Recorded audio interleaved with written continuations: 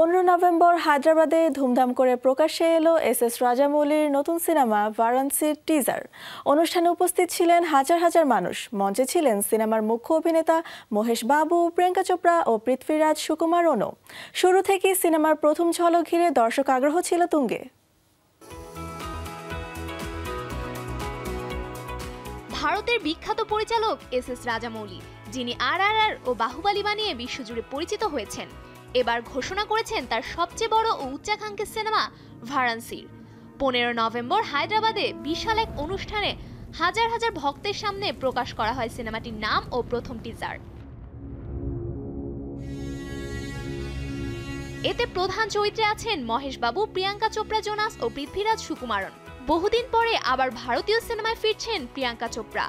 সিনেমাতে মন্দাকিনী চরিত্রে দেখা যাবে তাকে। এদিকে প্রথমবার রাজামৌলির সাথে কাজ করছেন মহেশ বাবু। প্রথম লুকে রক্তমাখা যোদ্ধা তিনি, হাতে ত্রিশূল এবং সাদা একটি ষাঁড়ের উপর চড়ে বসেছেন। টিজার মুক্তির আগে একটি সমস্যার মুখে পড়েছিলেন রাজামৌলি। LED স্ক্রিন পরীক্ষার সময় ড্রোনে ধরা পড়ে টিজারের কিছু অংশ। অননুমোদিত সেই ফুটেজ ছড়িয়ে পড়ে সোশ্যাল মিডিয়ায়। পরিচালকের মতে এই ফুটেজ ফাঁস হওয়ায় প্রচুর শ্রম আর অর্থের অপচয় হয়েছে। হায়দ্রাবাদের রামোজি ফিল্ম সিটিতে বিশাল আকৃতির পর্দায় দেখানো হয় টিজারটি। বারাণসী শহরের মতোই সাজানো ছিল চারপাশ। রঙিন আলো, আতশবাজি আর গান সব মিলিয়ে যেন জায়গাটি হয়ে ওঠে একটি উৎসবের মতো। বহু মানুষ শুধু মহেশবাবুকে এক নজর দেখার জন্য এসেছে দূর দূরান্ত থেকে। এখন বিশ্বজুড়ে জনপ্রিয় তেলেগু সিনেমা। এর মূলে রয়েছে রাজামৌলির বড় পরিসরের সিনেমা, দুর্দান্ত অ্যাকশন ও পৌরাণিক গল্প।